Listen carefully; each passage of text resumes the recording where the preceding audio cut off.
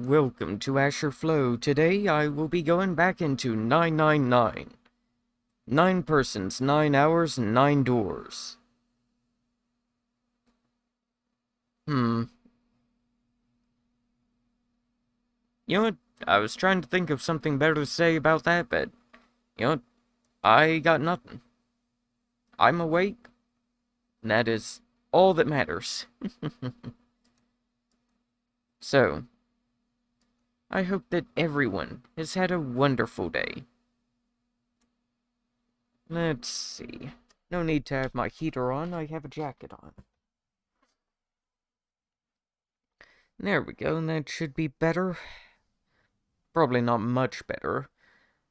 But, without further ado, why don't I let you see the game? There you go. No audio yet, but soon.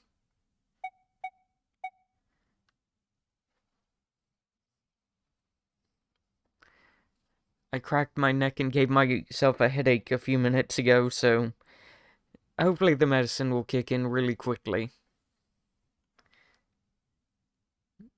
But you know what? Being in pain, plus this game, that makes sense. Because this game is all about torture. Okay, it's about more than torture, but torture's a major part of it. Well then, let's get started.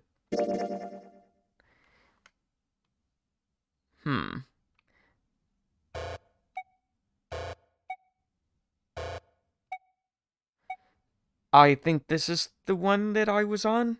I can't really say. We'll see.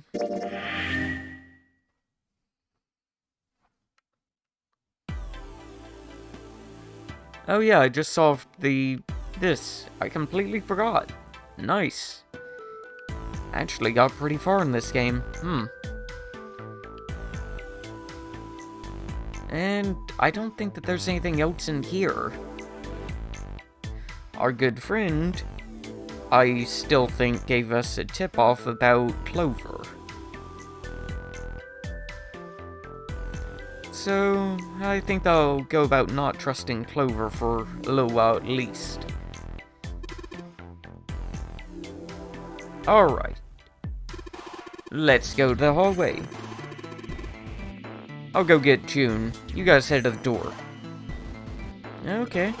Roger that.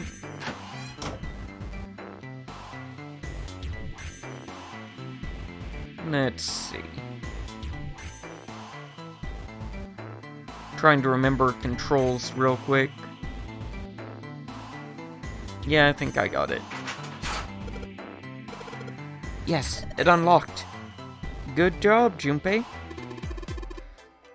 Good, now we can get going. Come on, what you guys stand around for? Let's get out of here.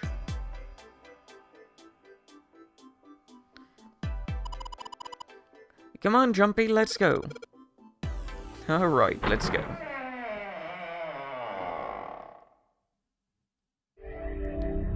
What is through the door, aside from pain?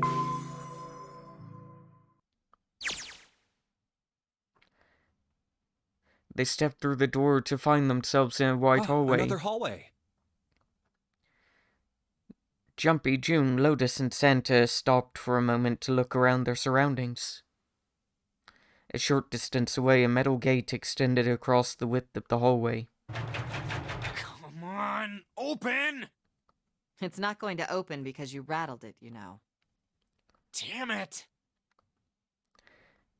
They took hold and shook, but it refused to open. Look over here! Nearby was a pair of elevators. And the buttons? Of course they don't work. The power must be out here too, just like by the staircase. That leaves this door. Well, looks like we don't have any choice. Plain looking door, wouldn't you agree? Doesn't seem like anything's wrong with it. Yeah. Sure does. Well then, let's open it. All right, here I go. Junpei grabbed hold of the knob and quietly pushed the door open. He entered slowly. trying to take in as much of his surroundings as he could. The others followed shortly. Oh, so it's a kitchen. Santa didn't look pleased. What were you expecting? Isn't it obvious? The exit. I was hoping this would be the way out of here. Santa, you were dumb as a sack of bricks. You really think it'd be that easy? Yeah, I know. Still. They talked. Lotus headed deeper into the room. Until, at last, she stopped in front of a door. If we can just get through this door, we should come out on the other side of that grate we saw earlier. Great. No good. Sorry, I guess this isn't very constructive. Neither Junpei or Lotus looked terribly happy.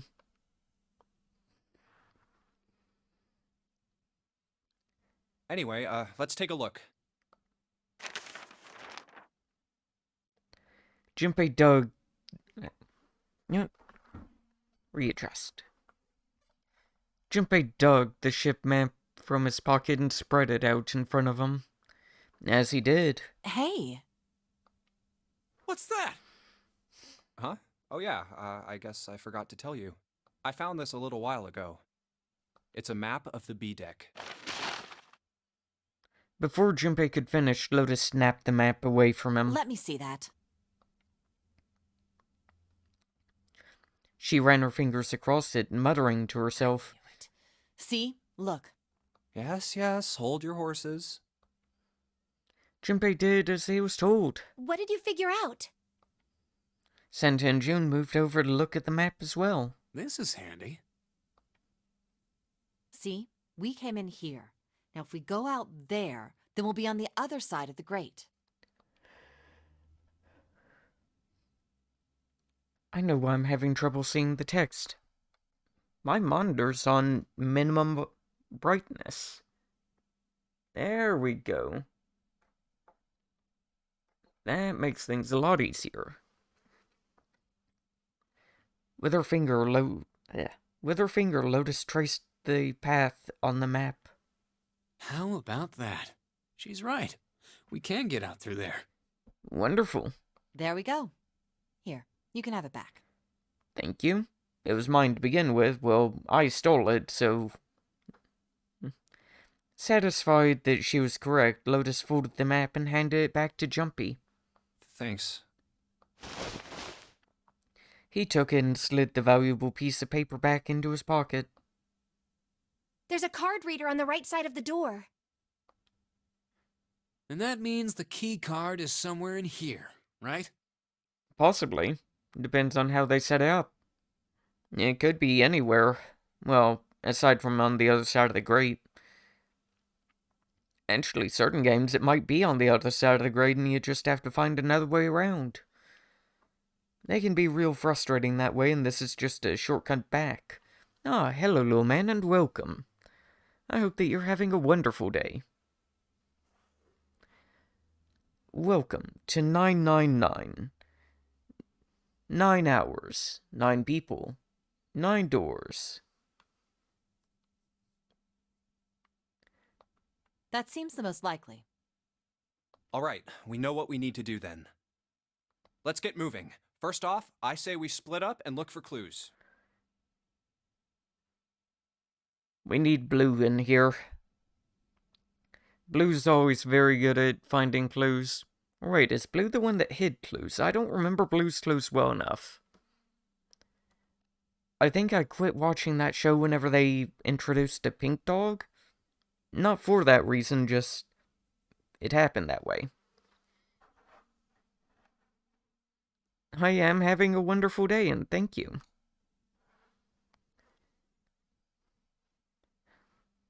Feel awake for the first time in a while. Oh. There we go.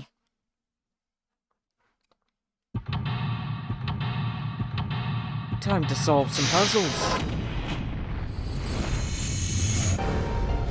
Seek a way out. I shall. If it's a kitchen, then I would anticipate there being a cold room somewhere. Yep, that lock looks like a cold room to me. Then again, so does this. I'm interested in that one. You wanna slide the bar? It's a bolt. And it's really rusty. Will this even open? We don't know till we try. Let's give it a shot. Aw, thank you, Hearing. Oh yeah, and since you weren't here yesterday, I also have a redeem for 15 points that allows you to change things. So, like, I can quickly run through a bunch of things.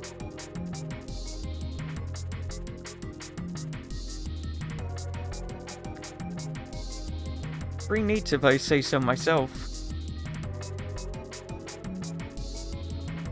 I decided to put this one together the way that I would put together one that I was actually drawing. More of a test than anything. Because the last one that I put together pseudo this way fell apart because I kinda did it half-assed. I just chopped up a bunch of things and put it together. This one I legitimately went through and carved out the individual assets. So it shouldn't be a problem with it falling apart. But welcome to 999. Thank you for joining us today.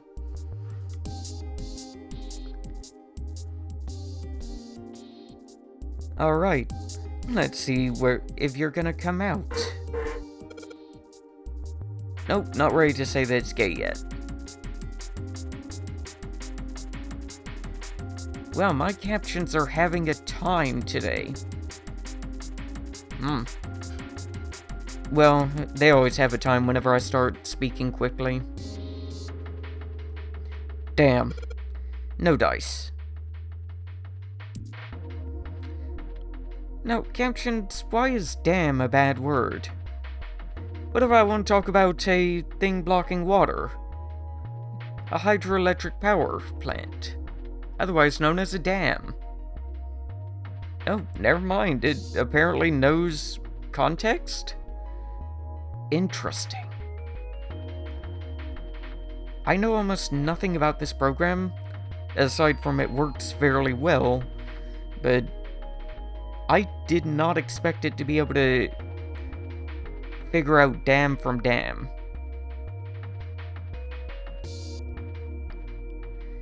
Well, I guess it can't, but not bad. Rusted bolt. This door won't open till we do something about this bolt. Maybe if we had some kind of lubricant? Well, if it's a rusted bolt, any pots or pans in here, they're probably cast iron and could probably just whack the bolt. Cheese. Cheese and a bunch of covered things. Looks like this is more of a bakery than a kitchen. Well, I'm assuming that those are tins, but those actually might be tin cans filled with stuff. The shelf has a white cloth on it. Yeah, it does. Now it doesn't. Well, it still does, but what is this? Box? Looks like a box that you'd keep high-end knives in. Yo. I actually didn't remember that, but it just made sense. A rusty knife? I gotta admit, a rusty knife might be the most terrifying weapon because it can cut you and it can give you tetanus. I don't think we'll be able to use it while it's like this. Use it for cooking? No. Use it as a very deadly weapon? Yes. Some would say it's better this way. The knife seemed important, Junpei thought, but it wasn't gonna be much use in the way it was. It's futile. What? June? June, you're being weird again. Why is it futile? Futile? You know, a waste, useless, pointless. June, I'm going to lock you somewhere just to get away from you because you're creeping me out. If the stab wound doesn't kill you, the disease will. Correct. June was being weird before, but now this is a whole new level of creepy. Oh. Any particular reason you wanted to bring that up? Oh, no reason really. June, do you need ADHD meds? 'Cause I certainly do. I was just thinking about futility. Huh? She wasn't making much sense. Junpei tried to rephrase his question. Why were you thinking about futility? At last she answered. Well, it has something to do with the Titanic.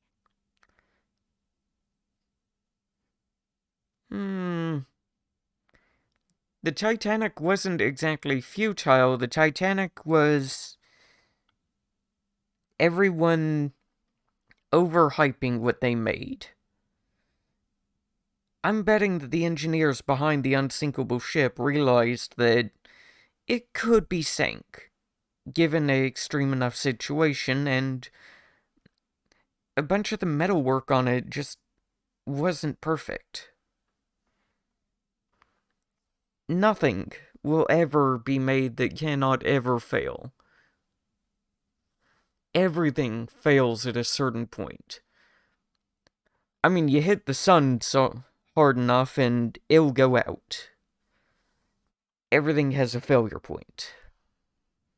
The Titanic? Yep. Have you ever heard the story that the sinking of the Titanic was predicted?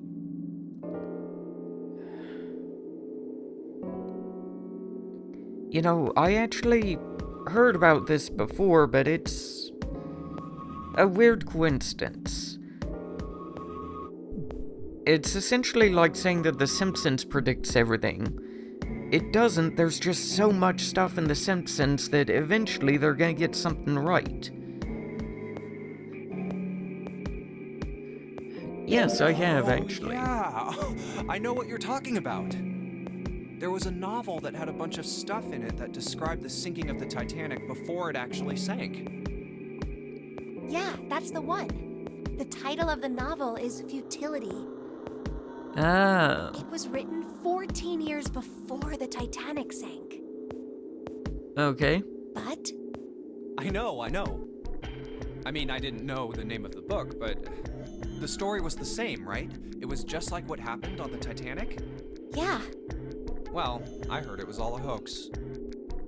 a hoax. I heard that the stuff that matched up to the Titanic so well was actually added after it sank. Apparently, the only thing that was the same originally was that a boat ran into an iceberg and sank. But the novel was published in 1898, 14 years before the accident. Like I said, that was the first print of the book. 14 years later, the author heard about what happened to the Titanic. He figured that was his chance, you know? He just went back and changed some stuff in his novel. She looks like I just punched her. Like, that face, that is the face of somebody who just got punched in the gut. So that it matched the Titanic exactly. Surprised by Junpei's response, June was rather taken aback. Really? Really? There's no such thing as premonitions or any of that stuff. For a moment, June looked very unhappy, more than Junpei thought was normal for such a discussion. But it only lasted a moment. With no apparent reason, she suddenly looked at him and alarmed. But, that wasn't the only book that predicted the Titanic sinking. It wasn't? Yep. There were 2 other similar stories written by a man named William Thomas Stead. This strikes me as a similar thing as the Bermuda Triangle and all of the ships that sank there. Well, that can be explained fairly easily, with that being one of the most popular shipping lanes. Ships are gonna sink there. If ships sink everywhere, given the same probability of sinking, they're gonna sink there more often overall. There's also the possibility of titanic waves and that kind of stuff, but that's stuff that we're still learning about, kind of. Essentially, they're waves that a bunch of waves crash together and form a incredibly large one. I think their real name's Rogue Wave or something like that. They're really interesting, actually. I would encourage anybody who's interested in that kind of stuff to look it up. Kind of makes going out in the ocean terrifying. Granted, going out on the ocean's terrifying anyway. I enjoyed it the one time that I did, but I don't think that I will again. One time was enough for me. I don't even know how I got on this subject. Both of them before the accident.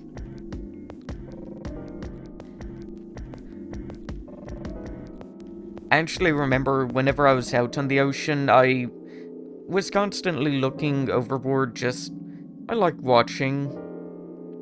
I saw 2 jellyfish stuck together. They were absolutely enormous. And it was only years later that jellyfish reproduce asexually and that they were most likely just literally stuck together, got tangled. But I didn't even know that jellyfish could get that large. Because it was bigger than me, I know that, but granted I was a kid, so that's not that big. I think that was the same trip where my uncle accidentally caught a small shark and brought it aboard, and my aunt wound up running away from the shark and almost knocking me overboard. That was fun. I like to say that like I was scared of her almost knocking me overboard, but I really wasn't. I didn't even notice. I was looking down at the water. My mom was the only one that noticed that she ran up and knocked me. Tell you the truth, I didn't even see the shark thing until after my dad and my uncle had it back overboard. I don't even know why they brought it on board. Why not just cut the line? I guess they wanted to get the hook out of the shark's mouth, which is nice, but at the same time, you brought a shark on the boat and then had to wrestle it back off. Yeah, all of a sudden the water got very, very close. Honestly, with what I know now, I wonder if it wasn't a shark that they caught. I wonder if it was some other fish that just looked like a shark. Because bringing up a shark on a regular fishing line seems pretty much impossible to me, even if it was a small one. And with what they were using to fish, why would they have caught one in the first place? I don't think that sharks would normally be attracted to little bugs and stuff that you catch. Granted, I don't know, I wasn't fishing at the time, so who knows. I've gotten very off topic. Well, let's get back to the game, shall we? Both of them before the accident. One in 1886 and one in 1892. I mean, if you wanted to argue, you could kind of argue that the story of Elon Musk and going into space, all that kind of stuff, is kind of parallel to 20,000 Leagues Under the Sea, only set in space instead of set in the ocean, and we're at the beginning of the story. That's about the stretch that we're taking here. Stead wrote 2 stories that had striking similarities to the Titanic disaster. Well, yeah, you came up with a good story, and then somebody else wrote a different story that's still kind of yours. Like the Titanic movie versus the Poseidon movie. Two very different movies, but two similar premises. You're gonna find a bunch of stuff like that. Or you'll find something like A Bug's Life and, I forgot what the other one's called. Ants, maybe? But to the exact same movie. Like, they ripped each other off. I don't know who started it, but they certainly... somebody talked to somebody. It's not uncommon for sharks to be curious, so if it was a shark that bit, that very well may be why. But I seriously doubt a shark bit at all. I mean, I saw to... whatever it was about as long as my dad's leg, and had teeth. Thank you, Tronum. I hope that you're having a wonderful day. I'm just telling a story of going out on... actually, I wouldn't even call it the ocean, I guess. Because that was in the Gulf of Mexico, so going out on the Gulf.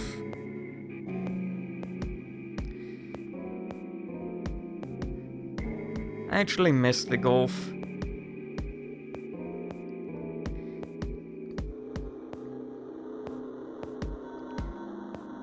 If there's one thing that would get me to move back to Alabama, it's probably being able to go back there. I love hanging out in Mobile and down south of there. Just love watching the rivers flow into the ocean, seeing the curve of the earth on the ocean, that kind of stuff. It just makes me feel at home.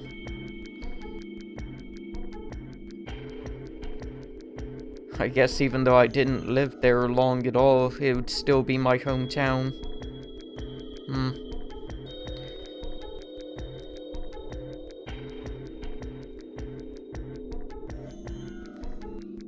In one, two ships collided. Many of the passengers died because there weren't enough lifeboats. In the other, a ship collided with an iceberg and sank. Okay, those two stories have nothing to do with the Titanic, really. Because two ships collided. That's a stupid event, but it happens. It happens a good bit. It still happens to this day. And the not enough lifeboats comes down to safety wasn't the top priority. Making money was. So if you could skimp, you would skimp. About like the idea you need to build a bridge that will last through a 100-year flood, but you're gonna be moving out of the country in 5 years. So, calculate how the likelihood of that 100-year flood happening in 5 years, and just build the bridge to survive that. Luckily, you know what, I was gonna say luckily we don't do that anymore, but we still do. I wish we didn't. We really need to build stuff to actually last, but everybody's gotta get their dollar and get out. Believe it or not, I am not a pessimist.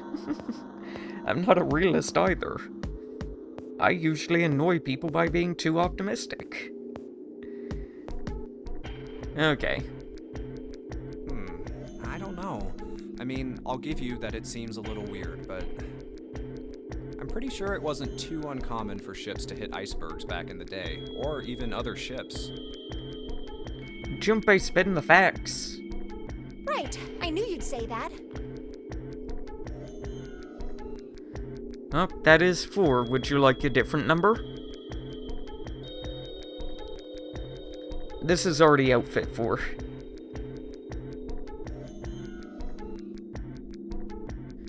Six, you got it. There you go. But what if Stead had some sort of special powers? To be more specific, what if he had the ability to do automatic writing? What? automatic writing. Wait, are you talking about when someone's possessed by a spirit and then they write a bunch of stuff without knowing what they're writing? I know one book that was written that way, supposedly. And it's some kind of book of demons or something like that. I don't think most of it's been deciphered, but I'm almost willing to bet that it's just a bunch of random things the guy wrote down while on drugs. That just makes sense to me.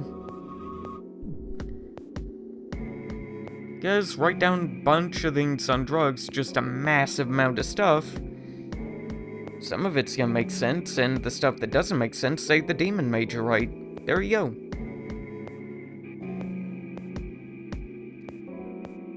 Nobody should do that. I really don't want to delete this VOD, but I am saying things that I probably shouldn't. Oh, man. Okay. Yes. What do you mean, yes? That stuff's a load of bull. Is Junpei always like this? Because I don't think I got this kind of dialogue last time. I don't remember him being so forceful. Granted, I agree with pretty much what he's saying. Okay, let's say, hypothetically, that automatic writing isn't a total load. These guys still couldn't have predicted the sinking of the Titanic. When this Stead dude wrote his thing, nobody had died on the Titanic yet. So if automatic writing is about being possessed by dead people, who the hell possessed him so he could write that stuff? Logic. That's not it. What's not it? Stead wasn't possessed by a spirit. He was doing the possessing. What? Oh. What are you smoking? William Thomas Stead was a passenger on the Titanic. So are you saying that his spirit time traveled back and possessed himself? He just wrote down what he saw with his own eyes 20 years before it happened. I don't know what she's smoking, but I don't want to date her. She's cute, but no. No. Don't date the crazy. Please don't. It's always a mistake.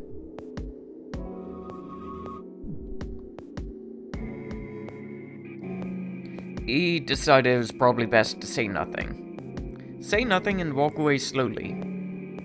Back away slowly, actually. One of you has a knife and I don't know which one. What Jin was saying was insane and utterly absurd. If he tried to take what she was saying seriously, he would go mad. Well, Don't laugh. That's a mistake. She's gonna be very angry. Junpei smiled uncomfortably. well, why don't we talk about this some other time, okay? Huh? But Her voice trailed off as she glanced at the floor, troubled. Come on, let's get back to it. Junpei tapped June lightly on the shoulder and awkwardly reached around to pick up the knife from the box. Yay, rusty knife.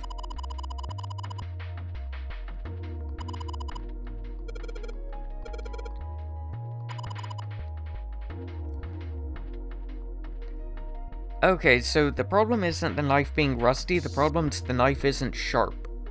Okay. What's up with this cheese? This cheese is looking very cheese. Hey, there's something behind this cheese. That's not cheese. Alright, let's move some of this cheese. Alright guys, time to move it. June and I need to look behind you. There's a little green bottle back here. Well, pick up the green bottle. Bottle of oil. Actually, wonderful. Cooking oil. I can use it to make something slippery, or I could burn stuff. Anything in any of the other chains? It's Gouda Cheese, the most famous Dutch cheese. If you don't cut open the casing, it usually won't go bad. So you can store it at room temperature for quite a while. So we can eat this? Most likely. I'm not hungry at all. I guess it's hard to get hungry in a situation like this. You know, thinking about it, you have a bomb in your gut. What if you're lactose intolerant? Just eat all the cheese. You're gonna suffer, but you're not gonna have a bomb anymore. What's behind this? No? Oh, there's milk in there? Milk in an iron barrel.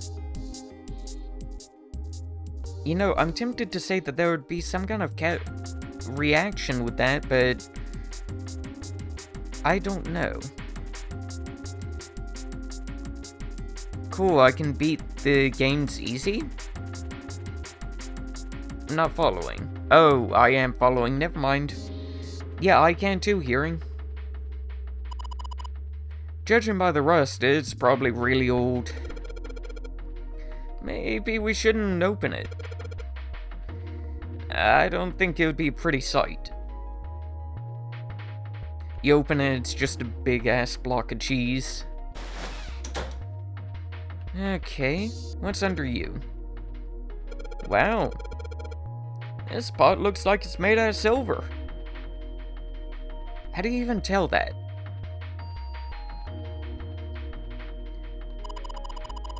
You know what, never mind, it's fairly easy to tell silver from iron. Because I just remembered I used to play with silver dimes a lot. Fairly simple to be able to tell the difference. They just feel different and make a different sound.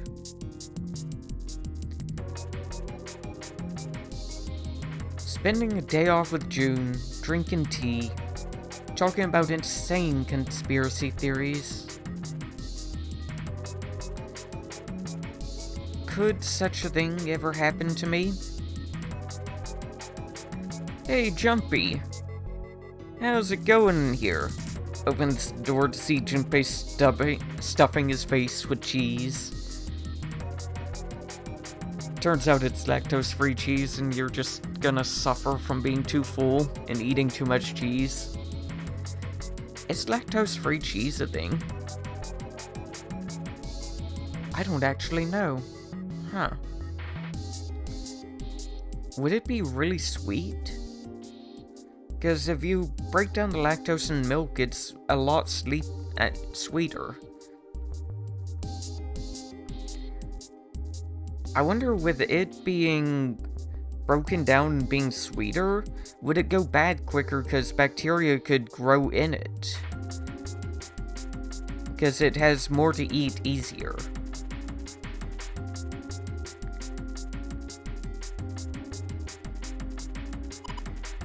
Jumpy? Oh, nothing. We don't really need hot water, so we should be moving on. Excuse me, I want whatever's under that. There's a silver pot here. There's something under that pot. I can see it, and I'm annoyed that you won't give it to me.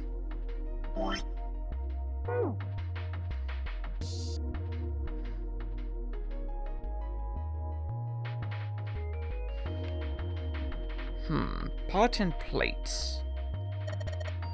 Looks like there's a serving table. I'd imagine food is put here as it's prepared that waiters and waitresses can take out to customers, but something doesn't seem right here. Why are there so many plates? Because we're on a big-ass ship. 9 plates. Looks pretty expensive. There are plates for appetizers.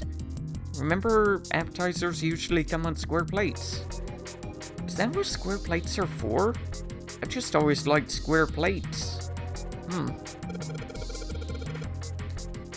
Okay, well, excuse me, princess.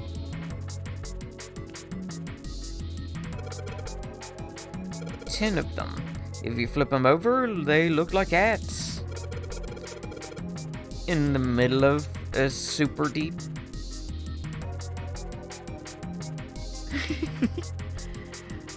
What, you didn't remember that was in this game hearing? If you flip these over, they look like hats. The middle is super deep for a plate. Probably serves soup. Yeah, they're soup plates. Why wouldn't you keep soup in a bowl? They're made that way so that soup doesn't spill. Actually, if you're working at a restaurant, serving soup in a plate instead of a bowl is probably better because then everything looks like you're getting more. You can't really push that too far though, because then it'll just look thin. If we ever get out of here, you should treat yourself to a nice dinner out. What makes you think a poor college student has the money to do something like that? I mean, he has a point. Hydrate, you got it.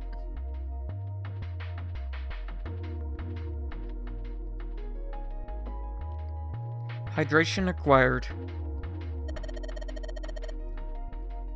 Posture check? Okay. You caught me, I was sitting sideways in my chair. I think there are 15 of these plates, assuming they're for seafood. How the hell can you tell that? They look like any other plate from the 99-cent store. If you ever take a lady out to dinner, you're going to embarrass yourself. Well, if I'm going to embarrass myself in front of a lady, I don't want to be dating that lady. Good grief. I feel sorry for June. I feel sorry for June for multiple reasons.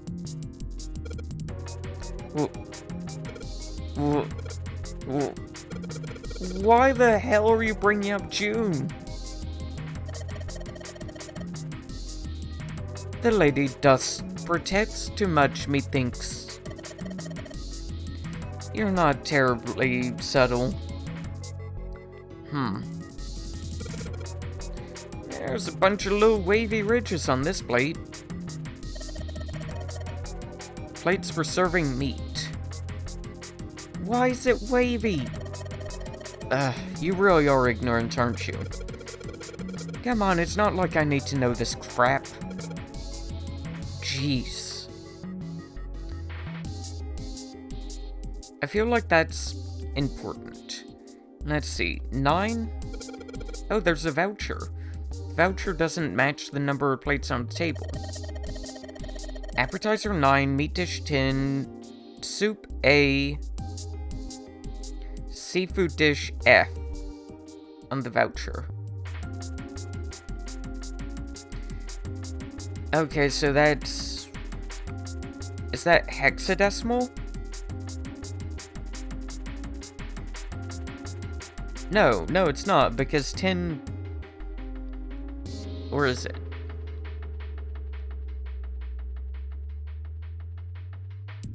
No, that still doesn't make sense.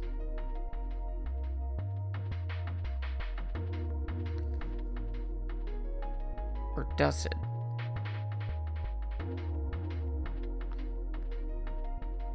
No, it doesn't, because 10 wouldn't be there.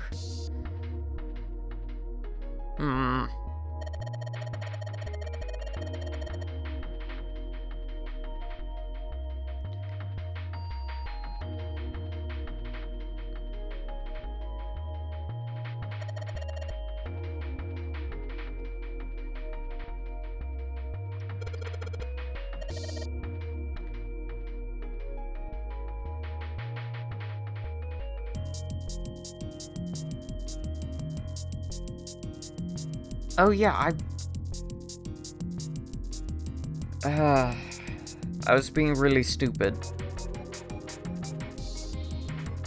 For some reason I was just thinking, oh, 1 through 16 written that way, oh, you would never see a 10, but yeah, you would see a 10. If you're counting higher than 16, of course. Just me not thinking. You're familiar with base 10, right? That's the normal system of numbers. Base 10 equates where hexadecimal numbers would go like this. A is 10, B is 11, C is 12, D is 13, E is 14, F is 15. Press 15 to pay respects. And 10 is 16. 10 becomes 16 in base 10.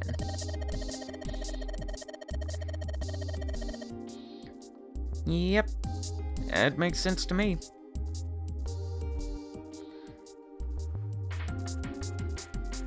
Okay, let's move on. What are you?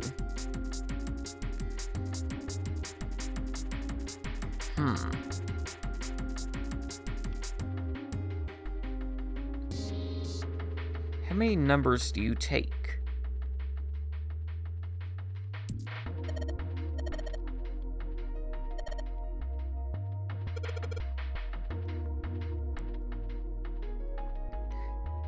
Nine, 10, A, F.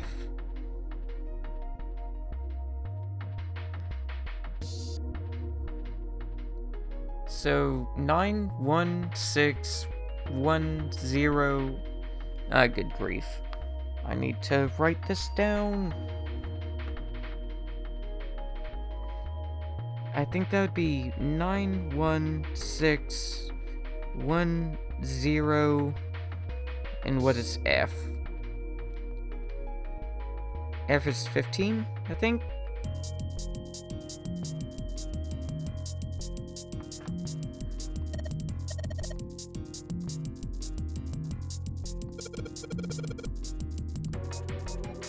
Oh. So that's not what it is. What if it's the difference? Because are those actually right?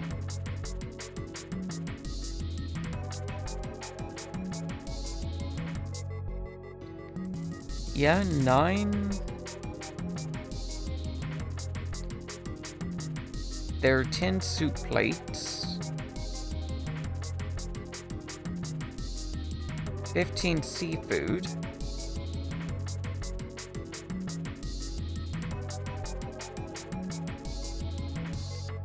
So yeah, that's the right number of plates. What if the order's just mixed up? I guess? No, that's too many numbers. Huh.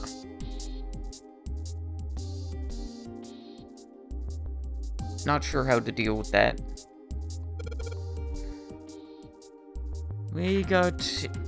All we got here is a pot and a frying pan. Oh, and a pressure cooker. Well, I guess we could use some of those as weapons. What kind of idiot are you? You're gonna run around holding that thing while you're looking for the dead? Yes, I am. If anything happened, having a weapon is probably a good idea. Hey man, that was a joke. I'm not joking. Why are you so serious? I'm very much not joking. What is this? A grill. Wonder what this door is. It probably holds the coal. See that metal grate on top of the grill? That makes it so that fat and juices can drip off the meat while it cooks. Drawer stuck. Looks like the area under the plate opens up. No, you can't. Already checked, it's sealed shut. I think that's where the coal goes. Fine. You're no fun. Well, I have oil, so I should be able to open up the other thing. Table for preparing foods. There's plates everywhere.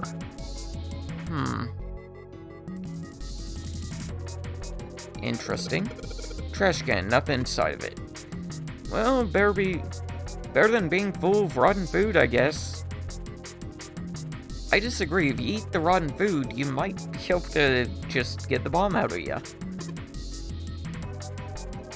Damn it, nothing in here. Hey, Santa, digging through the trash really suits ya. What the hell did you say? Listen, lady, I did you a favor. I knew you'd just piss and moan, so I did it myself. Oh my. I don't recall asking you to do anything. Ugh. I ought to throttle you. Excuse me? Does it feel colder in here? Santa, you're in trouble. Run. Run for your life.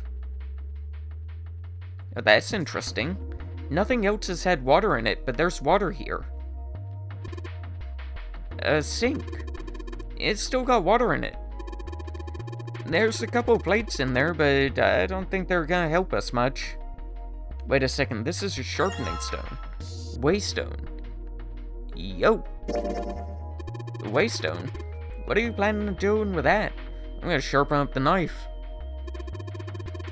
Aw, shit. Don't tell me you're gonna smash open the card reader. Are you an idiot? If you do that, we're never getting out of here. Oh, yeah, I guess that would be bad, huh? The waystone's only gonna be useful if we need to sharpen something. Well, guess what? I do. So, let's see. Combine. Yeah. Maybe I'll use the waystone to sharpen the knife. The blade of the knife's getting sharper by the second. I should be able to cut something pretty good with this. I guess you managed to sharpen the knife, didn't you, Junpei? Who are you gonna stab with it? Listen, if I was gonna stab somebody, I would have stabbed it with the dull knife. No one. You'd probably cut something soft with that. I don't think it would need to be soft, because I'm not worried about damaging the knife. Seriously, what's in here?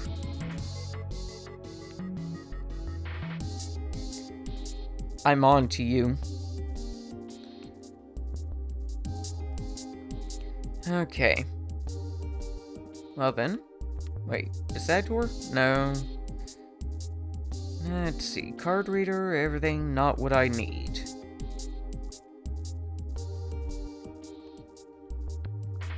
Let's check out this door again.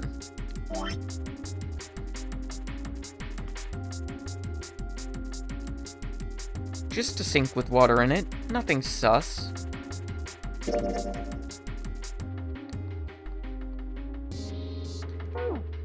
How do I switch item again? Nope. There we go. Oil it up. The bolt's rusted in place. It won't budge. Of course. Maybe we put some oil on it. Hey, that's actually smart. Just a little bit of oil and come on. I mean, you could have also used one of the pots or frying pan, banged it on the end, and probably gotten it free. Because that doesn't look too rusty. Come on, you little son of a bitch. Whoa, yes. Got you, you little bastard. You did it, Jumpy. You're so smart.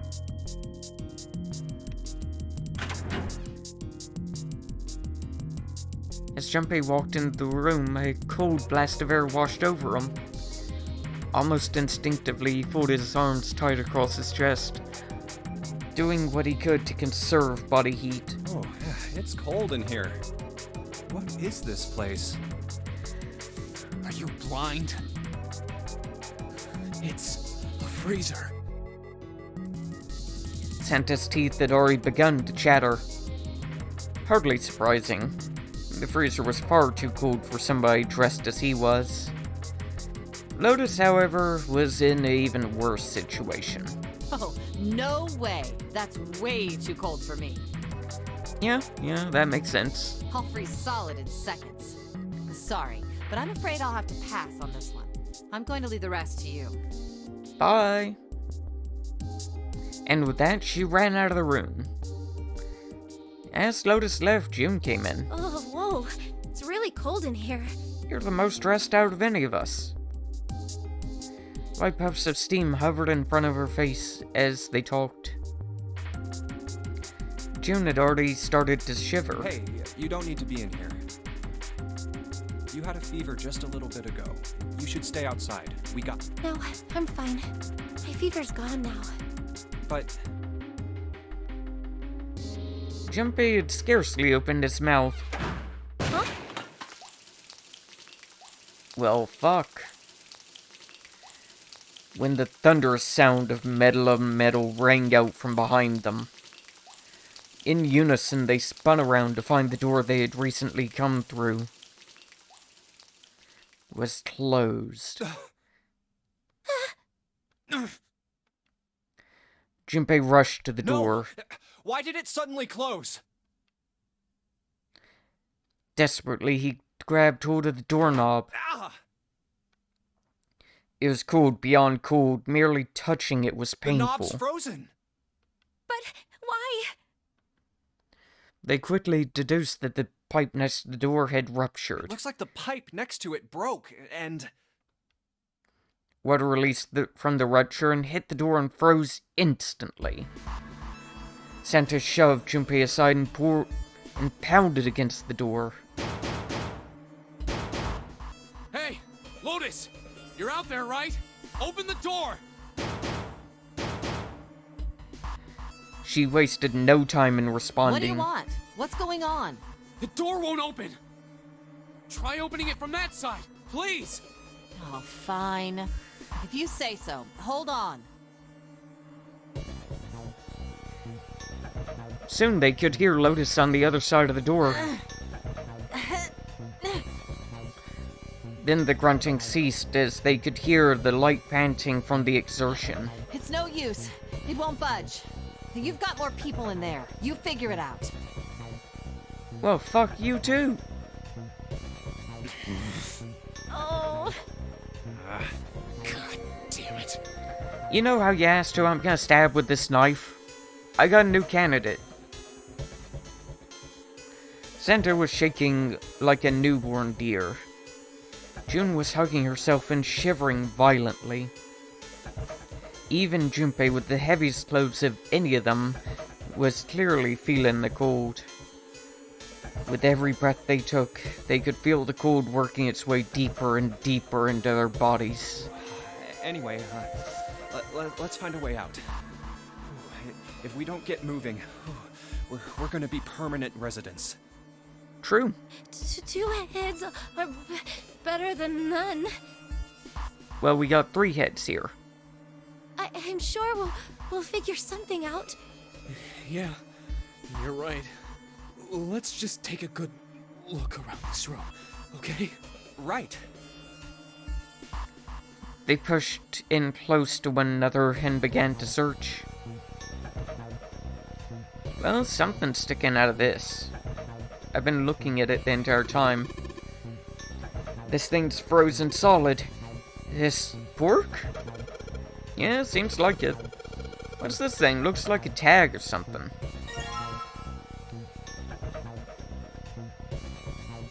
I'm more curious, how did they... Well, I guess it's probably ground pork? That'd make sense. There's a tiny slip of paper in that meat. I think there's something written on here, but I can't read it like this. So we gotta defrost the pork. Well, good thing that we have a cooker in the other room.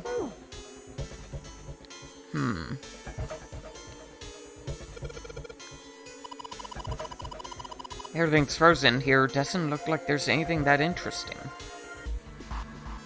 Nope, it's just not gonna let me do anything. Fine. What's up with this hatch? Ooh, rope? A canister? What we got? We got sturdy rope. It's a rope? Well, we could use it to attach to something, I suppose. Neat. A bottle of water. Okay, anything else? Nothing. Oh well. Okay, what's in this?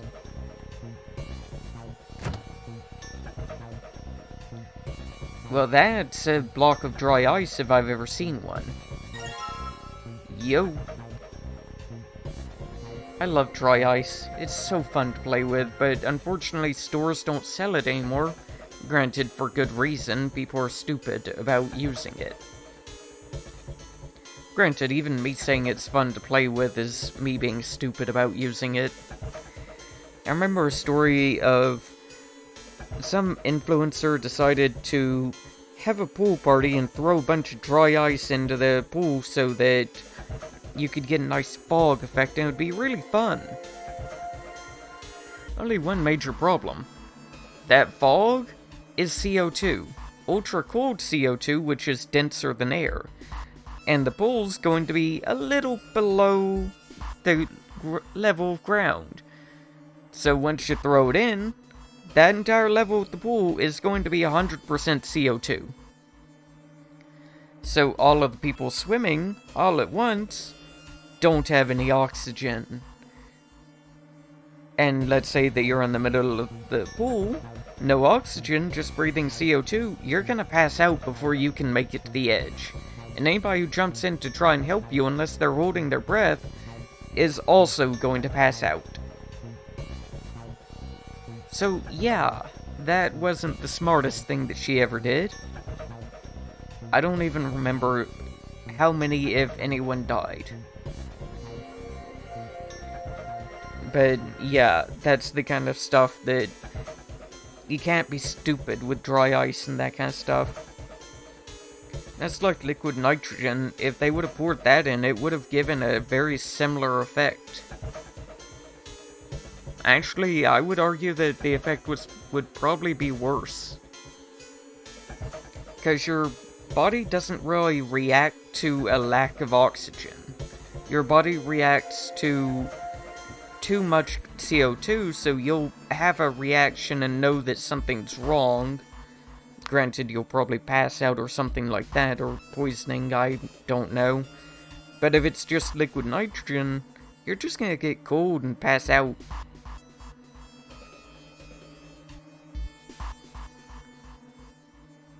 It was probably Russian. I don't remember, I just remember it being in the news and thinking about it and thinking it was stupid. Oh, it only killed 3. Impressive, I would have guessed more. I'm guessing there weren't that many people out in the middle of the pool. So whenever the first people started passing out, everybody got out of the pool as quickly as possible. Because it also takes time for the stuff to disperse. Junpei picked up the dry ice with his sleeves, as to avoid burning himself. Dry ice is just frozen carbon dioxide, right? Yes, it is. Let's say that you shove it in the bottle and heat up the bottle. Well, that's gonna be fun. Yeah, it is.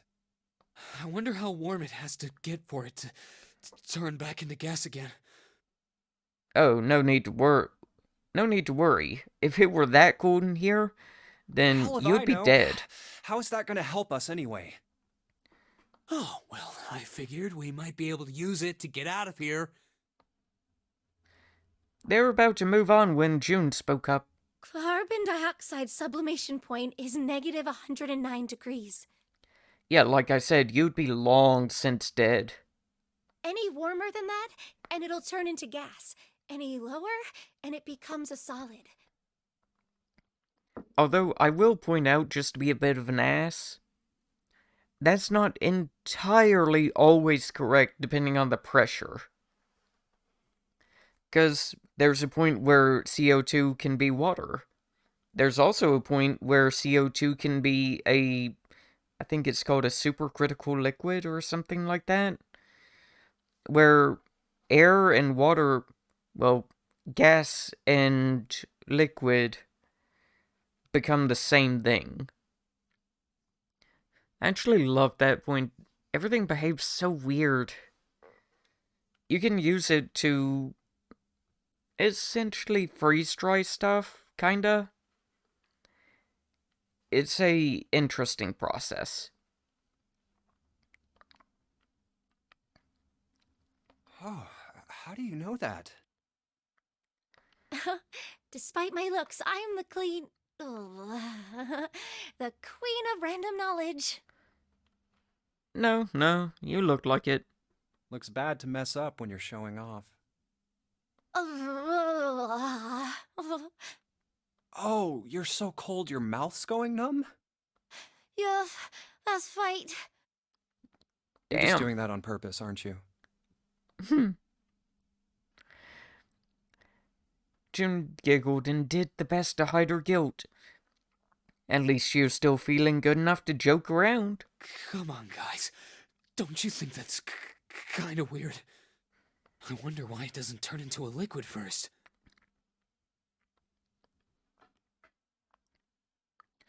Santa was now shivering at an astounding rate, but his curiosity seemed unaffected.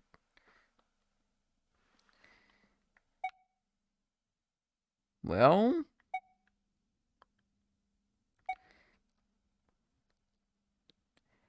it does seem rather odd, I guess. It is kind of weird. But it can turn into a liquid. Yeah, Carbon dioxide turns to liquid if you put it under high enough pressure. true. But at 1 atmosphere, normal air pressure. It won't turn into a liquid, right? Oh, that's right. Instead of melting, it'll do what's called sublimating and change immediately from a solid state to a gaseous one. See, that is weird. Oh, you wanna know something else weird? You know the reusable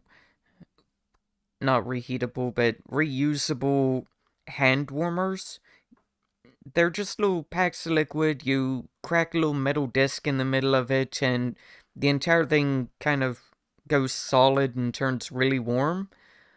That actually works by freezing. It turning solid is it freezing.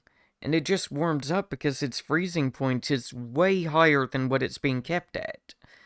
And the only reason why the metal disc has it react is it's a sharp impact.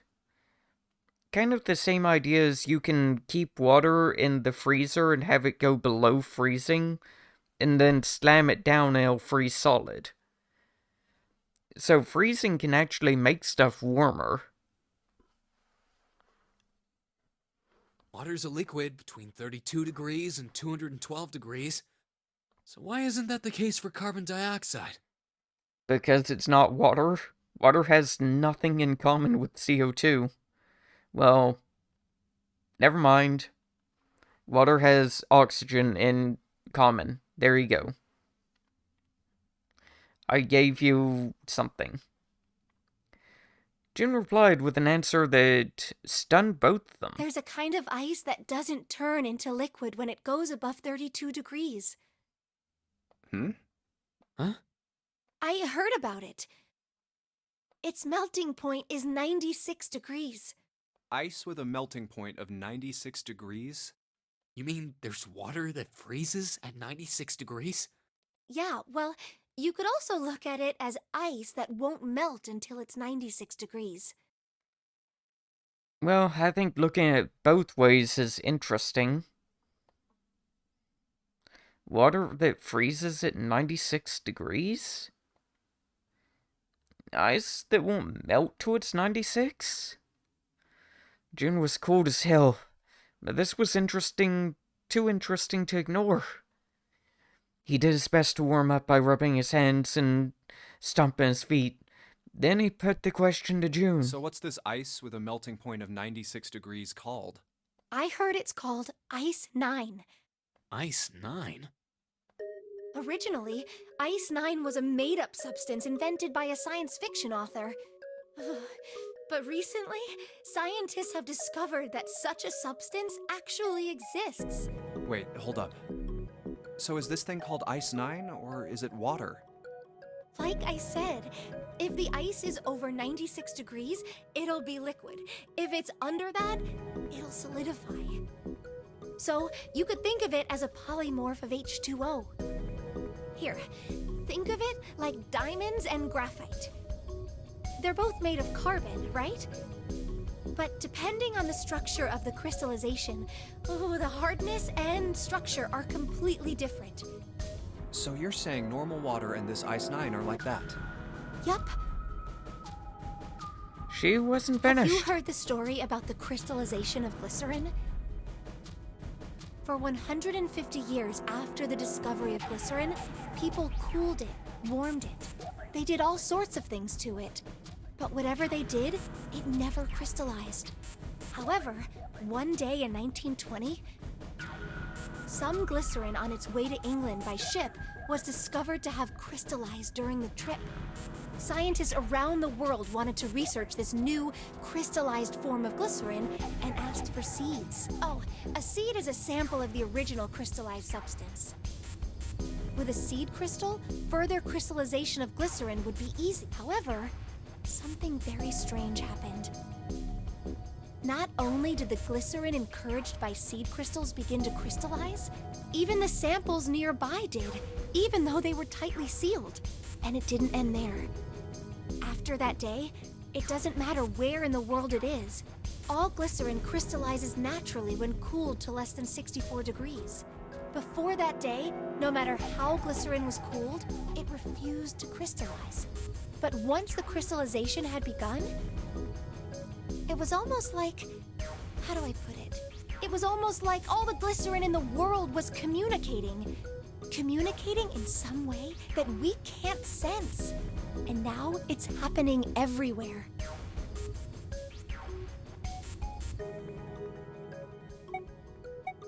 Honestly, that was impressive.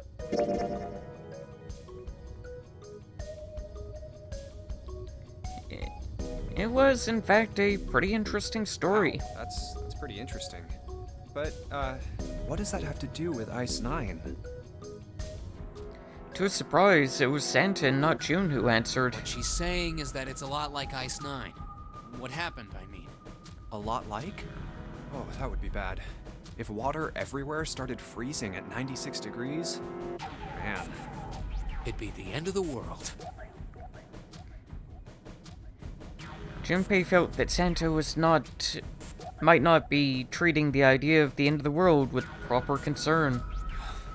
At any rate, we're not gonna have to worry about the end of the world unless we can get out of here pretty damn quick. True. He was right. Because of course he was right. Alright guys, I think that's enough of that. I didn't think we'd get quite this far off topic. You have two ADHD people around you, and you didn't think that you were going to get this far off topic? That always happens. Literally, every time. I mean, I know I'm kinda at fault here, but we can't be screwing around anymore.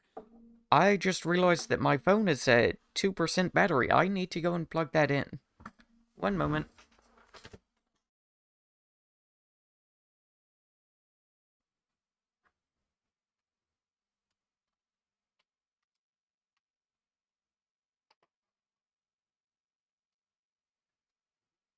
Phone plugged in.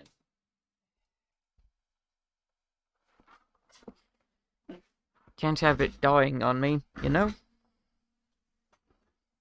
Seriously, I might go by the name Santa right now, but I didn't grow up in Iceland. I freaking hate the cold. Isn't Iceland the warmer one of the two? Pretty sure it is. So let's get cracking, alright? We gotta find a way out of here. Yeah, let's get cracking, and after I get out of here, I'm gonna crack someone's skull. Seriously, why isn't she helping us get out? Santa stopped off, clearly doing his best to pretend the cold wasn't affecting him. Selfish, isn't he? Still, Santa was right, and it was high time we got back to the search. Ice 9 is interesting and all, but we can discuss it more once we get out of this freezer. Junpei looked at June, nodded, and resumed his search of the room. Not too interested in this. What is this, though? Doesn't want me to know. Anything interesting in here? No? There we go. Frozen chicken. It's really hard and frozen stiff. Hey, June, can you say that again? Yeah? Say it again. It's really hard.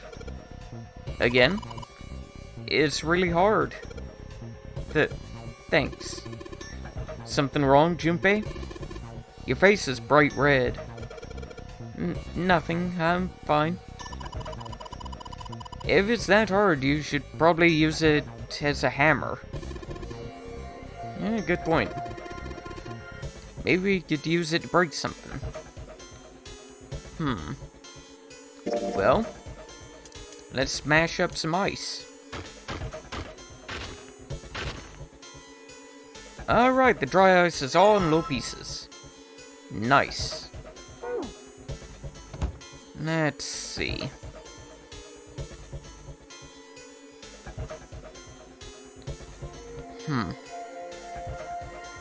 Pop.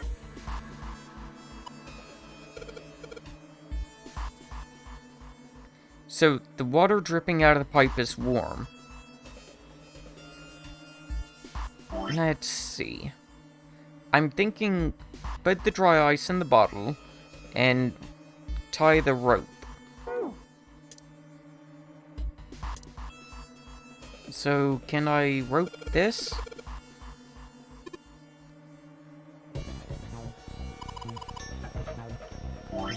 Okay, can't rope that. Can I combine the rope with that? No.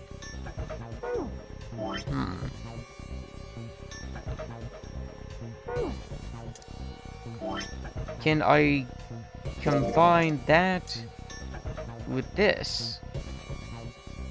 Gonna put these pieces of dry ice into the water bottle. Water bottle with dry ice on it. So you put the dry ice into the water bottle, Jumpy. If it explodes, it could probably blast away the ice on the door. So how are we gonna get it to stay against the doorknob? Well, I have rope. Let's just tie a rope on here. And now I have a bomb.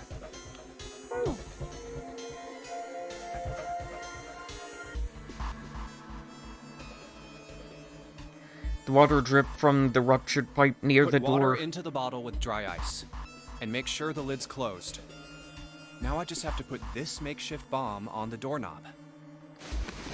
Alright, that's set. So, what do we do now? Wait. We just need to give it a little, tap. Mm-hmm. The bottle's already about to pop. If we just throw a rock or something at it, it'll go off all on its own. A small rock. Huh. A small rock. Nobody said anything about small, just throw a slab of meat at it. Or throw Santa at it. Junpei looked down at the floor. Scattered across the surface were pieces of dry ice left over from the larger chunk he had crushed. Alright, this ought to do the trick. He pulled his sleeve down over his hand to keep from getting burned, grabbed a chunk of dry ice. Ah, some dry ice, huh? Not a bad idea. It was pretty good size. About as big as a pool ball. Alright, That guys, is really big. stand back. Actually, we should probably hide somewhere. Both Santa and June looked at him with new Where concern. exactly do you expect us to hide, genius? There isn't really anywhere big enough. Yeah, there. Look, right here. We can hide in there. Junpei pulled the door open to the small cellar. Come on, get inside, quick. Santa and June nodded and jumped down. Junpei quickly followed. His hand, he could feel the cold chill of the carbon dioxide even through his sleeve. He tightened his grip, took aim, and prepared to throw. Alright, here I go. 3, 4, 5. You're counting the wrong way. Oh, oops. That is a really sad excuse for a joke, man. Yeah, Sorry, dude. Alright, for real this time. You go. Yes, whenever you're ready. Just throw the damn thing. Alright, here I go. 3, 2, 1. Junpei threw the chunk of dry ice as hard as he could, and with the same motion he ducked down to the cellar with Santa and June just as... kaboom! Junpei leapt up through the cellar and ran to the door. Jumpy! The ice on the door! Is it gone? Yeah, it's gone. The blast must have shattered it. Yes. Alright, let's see if it opens. Junpei grabbed the doorknob and pushed with all of his might. The door gave way easy. All three of them tumbled out of the freezer at once. Hooray! We're out! June, relieved, collapsed onto the floor. Move! Santa shoved past June, ran straight to the grill, and immediately grabbed. Oh, god damn it! Hot, hot, hot, hot, hot, hot, hot! Fuck! No, the grill's on. I didn't know that the grill was on. He proceeded to kick the grill in a futile but amusing fit of rage. Well, you did Baby just grab rage. the grill. What did you think would happen? Hey, where's Lotus? It took Junpei only a minute to find her. She was sitting on the counter, idly scratching her chest. Welcome back. I was starting to get tired of waiting for you guys. Can I use the knife on her? With a great yawn, Lotus lowered herself off the counter. Junpei clenched his teeth and walked towards her. What were you doing? What do you mean, what was I doing? I was waiting. We were gonna die. Oh, yeah? But you didn't. So everything worked out all right, didn't it? I hate her. I don't care what happens. I hate her and I will continue to hate her. She locked me in a freezer. Because the door didn't close on its own. What the hell? Just kidding. It might not look like it, but I was really worried. I don't care if you're worried. Oh, don't give me that crap. I'm telling the truth. I mean, if you died, then I'd be in trouble too. Good. Even though that's not true, you wouldn't be in trouble. You could just take the stuff off of her wrist and use it. If you died, then I'd be stuck here, and I'd die too. See? No, you wouldn't. I did all I could. No, you really didn't. I even looked around to see if there was anything I could use to pry open the door. You could have literally used the grill to heat up metal and pressed it against the doorknob and heat it up our side to melt the ice. There are so many things that you could have done. But I couldn't find anything. So, all I could do was wait. You know, take the pot, hold it a bit sideways, fill it up with the water out of the sink, and then pour it over the door. There you go. I mean, what else did you want me to do? Call the cops? Anything. Literally anything. Call Zero. It was true there wasn't much she could have done, but something about her tone. Junpei gritted his teeth. Fine. But there's one thing I have to ask you. What's that? You didn't close the door, did you? Wait, what? You think I closed the door on you? Yes. Why would I do something like that? It closed on its own. I told you before, if you die, then I die too. Yeah, I guess so. It seemed like that was an accident, was only explanation for the door's closure. Yeah, I disagree.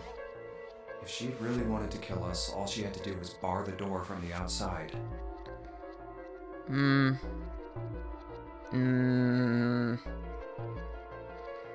Okay. But she didn't. Well, she didn't do anything. She's only lazy, or negligent at least, not an attempted murderer. In this situation, is there really a difference?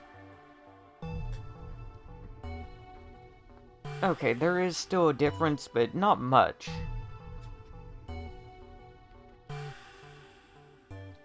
Junpei swallowed his anger and did his best to apologize. I'm not apologizing.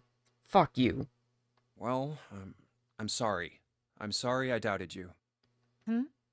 Oh, yes, well, that's all right. As long as you understand. I understand I want to hit you in the head. Lotus looked away and twirled her hair between her fingertips. His vengeance against the grill complete, Santa swaggered back to Junpei and Lotus. Hey, no more screwing around, you two. Break time's over. Especially for you, lady.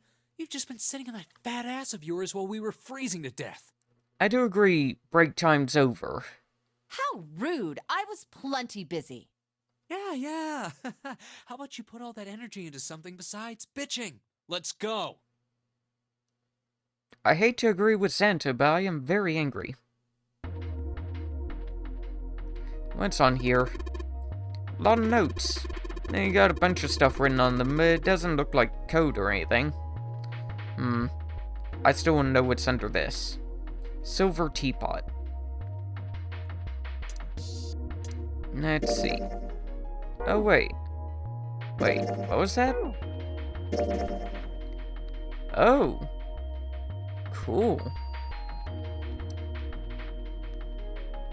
I didn't even know that this was a feature. That's neat. Probably would be better to not have what you haven't seen yet showing, though. Just idea. Let's see. Actually, I have that slab of meat, so let's go and do something about that. Where's the grill? Grill? Let's grill up some meat. I guess I'll put the meat on the grill. Hey, what are you doing? What are you gonna do if the paper burns? Come on, he'll be fine. I mean, it's not like it's gonna burn right away, right? Bursts into flames. We're just gonna keep an eye on it and the paper will be fine. Well, they can argue all they want. I'm gonna keep an eye on the pork. Looks like it's about time. Gonna try and get the paper out. Jumpy, be careful. Sweet of her to care, but I know what I'm... It's hot. See? I told you. What the hell are you doing? Hurry up and take it out. It's not coming out. This thing's frozen stiff. I can't get it out. We're gonna have to cut the meat. Well, what do you know? I have just the tool for that. Alright, now that I've sharpened the knife, yeah, cut the pork. Awesome, Junpei. Now we can cut out the paper. Okay.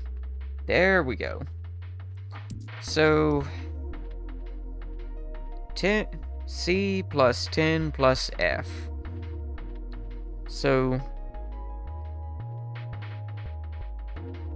15 plus... is... I think 10 would be 16. And what is C?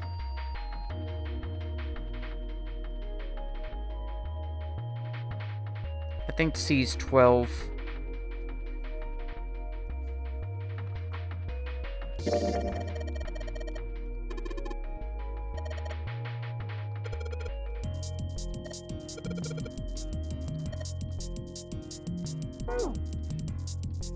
Let's see if I'm right. I'm probably not. Okay. This is probably what you're supposed to use to enter the password. Ah, hello, Drolf. I hope that you're having a wonderful day.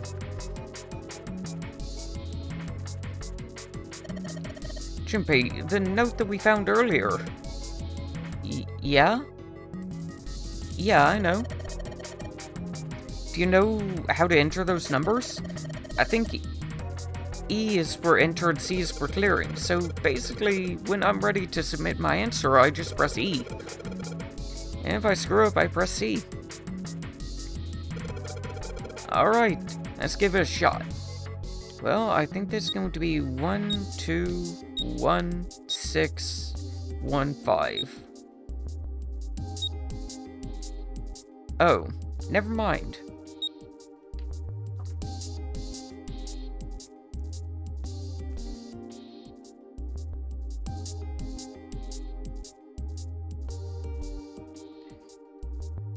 Is it gonna be 43?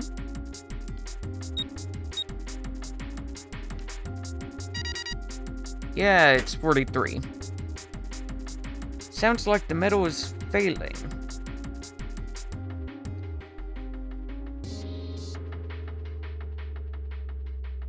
Wait, what? Okay, I can open it. I thought that something else was going on and I was very concerned. Yeah, open the door. Good job, Jumpy. What did I get? Oh, I got Saturn. Wonderful. This looks like lowercase h, but the line through it threw me off. It's the symbol for Saturn. And now we can get through the elevator next to the main staircase.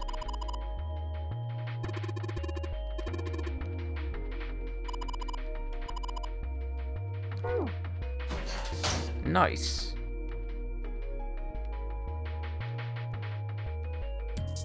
I guess we can try the card, but I still think there's something else fishy.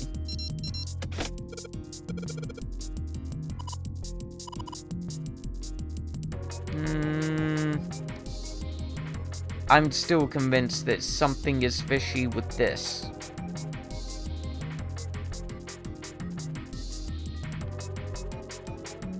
Really, nothing. This seems so much like something. Oh well, let's get out.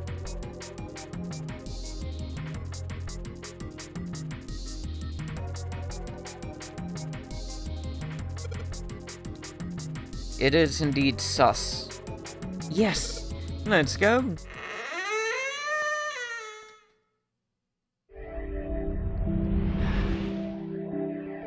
You found it. I think we've been here before.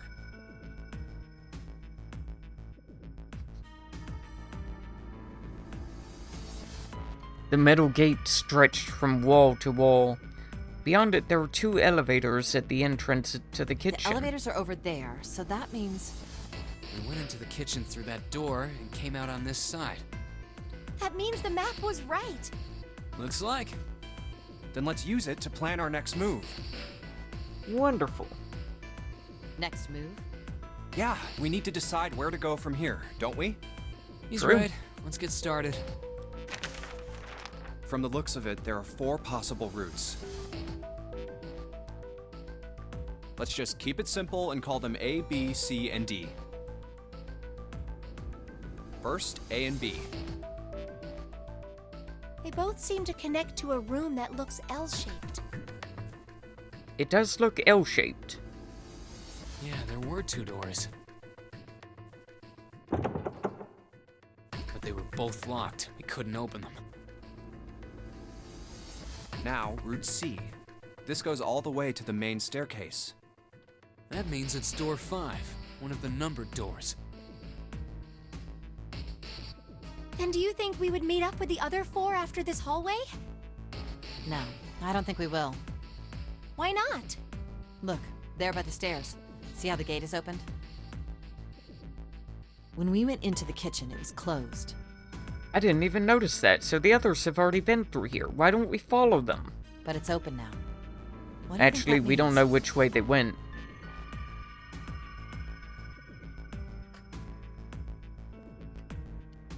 They opened it. Most likely. And if we take Route C, we're going backwards. That would be pointless. Then that means All four of them looked at the map. Looks like it's Route D. They all looked at the staircase. Its lazy curve leading down deeper into the ship. Route D, then. D it is. Route D. D's nuts. Yep, Route D. then we're set. They jogged down the stairs until they reached the sea deck. Everything looks okay here. Let's check the next deck just to be sure. Yeah, just like I thought. D-deck is totally underwater. Blop, blop, blop, blop, blop. Just like the bottom of the central staircase. The water gazed back at them, its smooth surface like a giant mirror. At least the water level hasn't really changed. Small comfort. May as well head back to C-Deck. What else is here? There are 2 elevators over there at the top of the stairs. Just like the floor above. Hold on. These are kind of different. See? There's a card reader on the side. Another strange mark. I don't Hey, know that look, one. It's Lotus's symbol. Huh? See? It's the woman symbol with horns on it. You know what? I don't like her, but that's just mean. That seems like... Yeah. Ouch, ouch, ouch, ouch, ouch. Beat the shit out of them. I'll drink to that.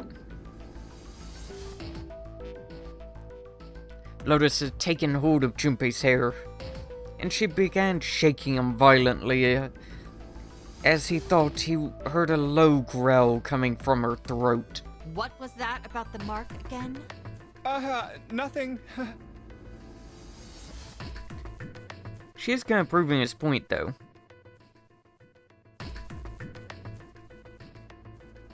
Ah, hello, Belladonna. I actually didn't know that was Mercury. Interesting. Hope that you're having a wonderful day.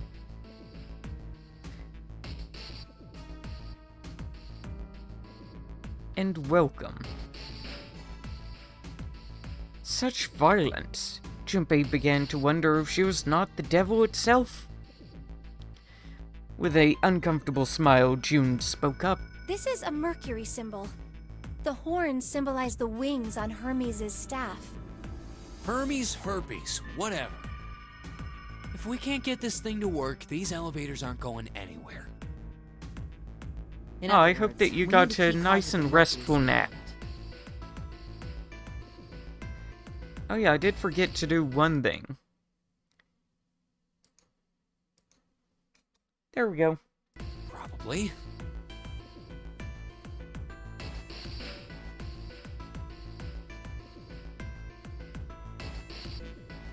I guess we can't get on then. Let's just disregard the elevators for now. How about this hallway on the left? Whoa, there's so many doors. That is a lot of doors. They weren't sure how many, but certainly enough to be discouraging. Damn it. I'm not discouraged. Wait, I'm on time limit. Never mind, I am discouraged. See, I wouldn't be good at this game because it would take me way too much time because I would be wanting to open all the doors, everything. I think the sun already set. I have a feeling this ship is the only thing that's going to be going down anytime soon. That's even worse. Well, we can come back to this hallway later. Let's check the hallway on the other side, shall we? You know a great thing? Both of my neighbors are gone. I think that they're gone for somewhere for Christmas. So I am alone. So I don't worry about annoying them. They've never said that I annoy them, I just worry about annoying them from time to time. Time to head back to the stairs. To the right, there was a small hallway. Down the right hallway. Quickly, they headed into it. It was approximately the same size as the alcove in front of the stairs. Aww. I love the little heart. The hallway led towards the stern, and its end was set double doors. At its end was set double doors.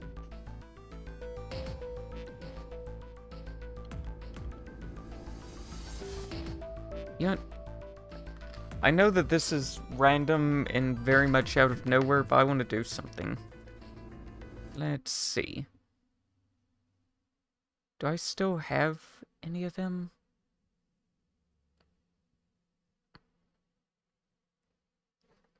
Did I delete them? Oh. Are they still in downloads? Nope, I deleted them. Dadgummit.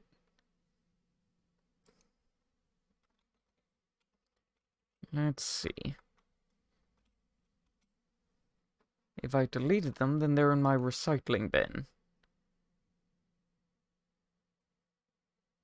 There they are.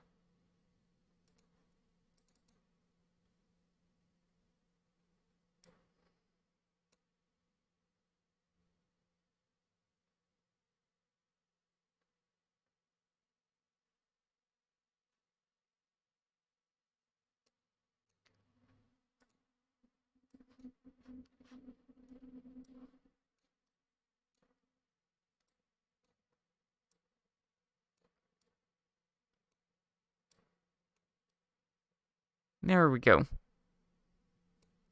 I got a nice little plushy friend to keep me comfy.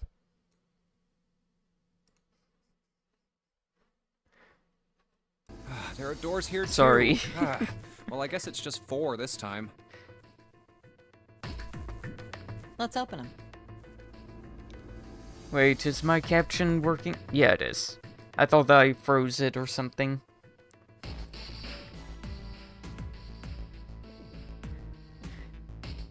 Well, it's not something that I made, it's a free VTuber asset that Scribble Rocks made. Granted, I haven't made anything, really. But yeah, I'll probably set them as a redeem or something. I actually, yesterday, went through and tried to animate it just being thrown off screen at me. Just an animation that plays, but getting the speed right's hard whenever you're not using a animation program, because I was just using a art program and moving it. It was just weird.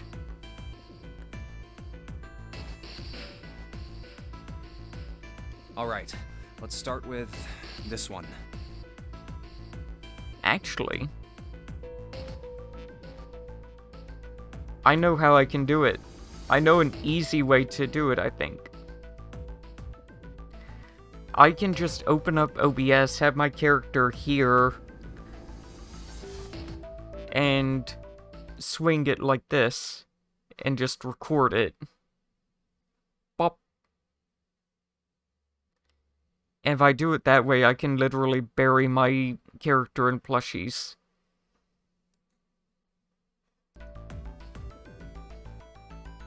Junpei nodded and grabbed the one closest to him. He gave it a small tug, and felt it move. It isn't locked. I'm going to open it. Thrilled to have found an unlocked door, he threw it open.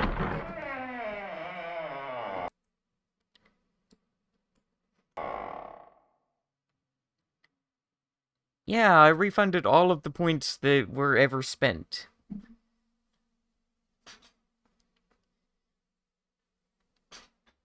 What? Actually, Bella, you have the most points out of anyone. Or at least you did as of the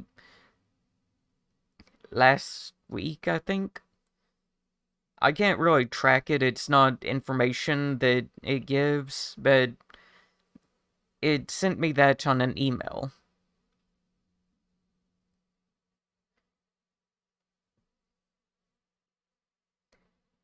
A hospital? Why so many beds? Stretch, you got it.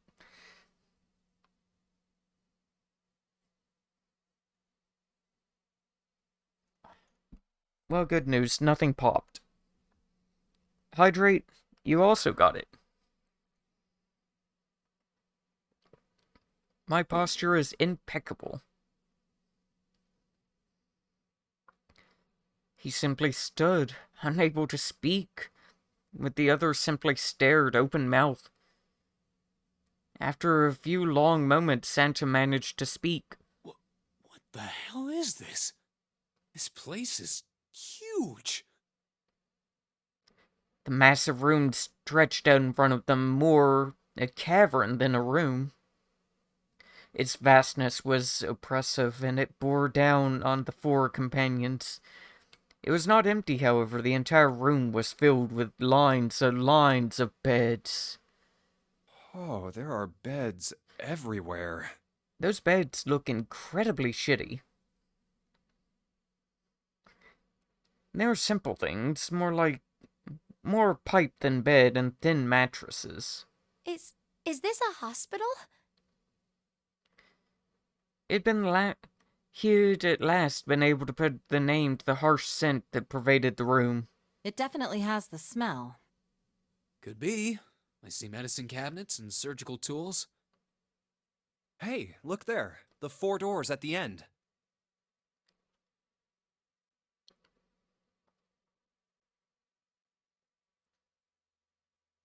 Three of them were emblazoned with a large single-digit number made with a thick red paint. The left door says 3.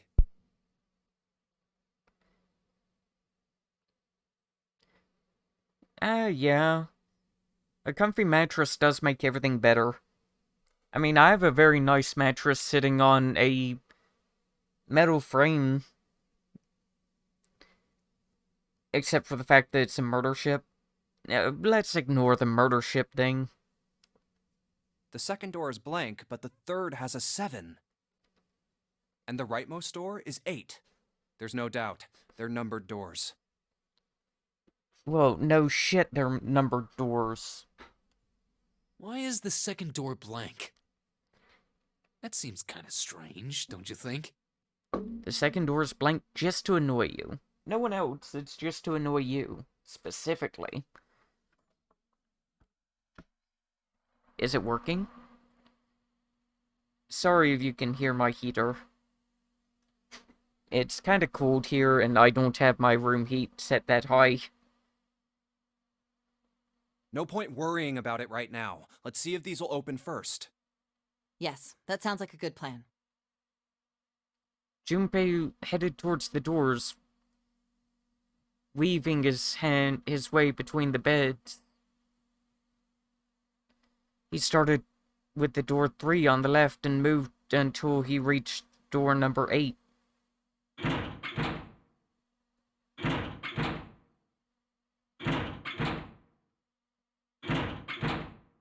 Oh, it's no use. Why did you try and force your way into the numbered doors?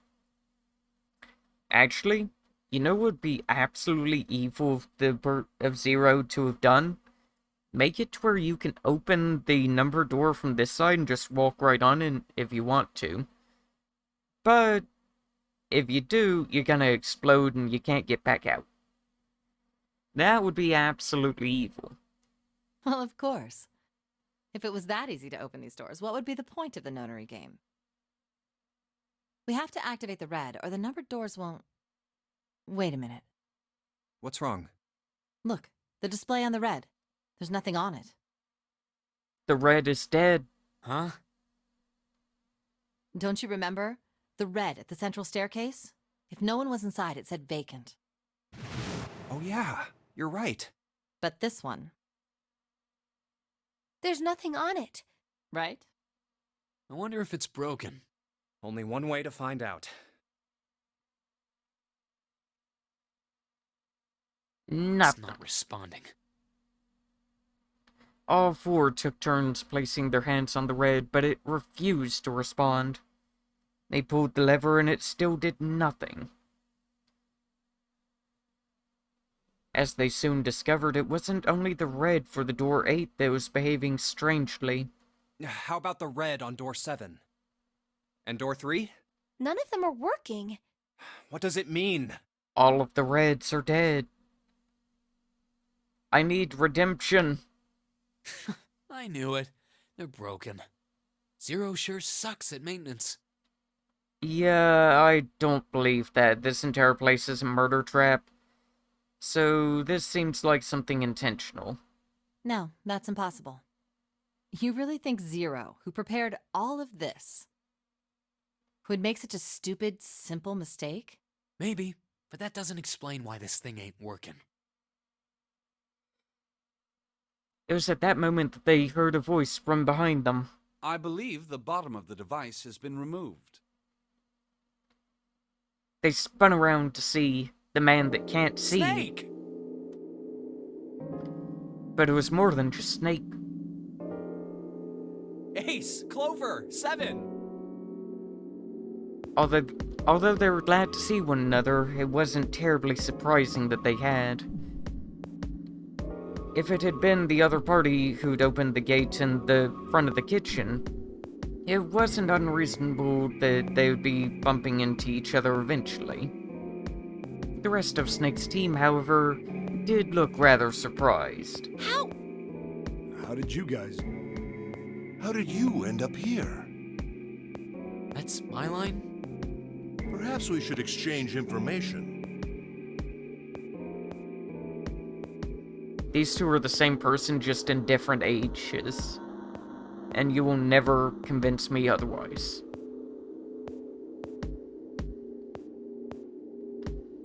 After a moment of silence and surprise, everyone suddenly began to talk, despite desperate to exchange information. They talked about the rooms that they'd been through and how they'd end up in the same place. And of course, none of it was very useful information, but that hardly mattered. They were happy to see one another again. Although the level of cheer varied greatly from person to person, each one of them was wearing some manner of smile. Almost as though they had already forgotten about the death of the 9th man. No, thought Junpei, perhaps that wasn't it. Perhaps though his death drove them to smile at one another. Not in a morbid or hateful way, no. The 9th man had died, but they were still alive, and that was something to be happy about.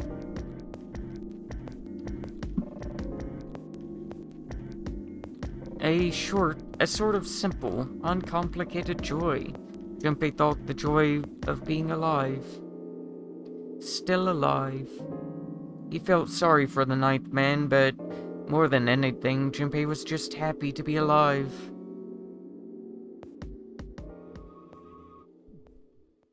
There you have it. Our half of the story. His part finished, Ace fell silent.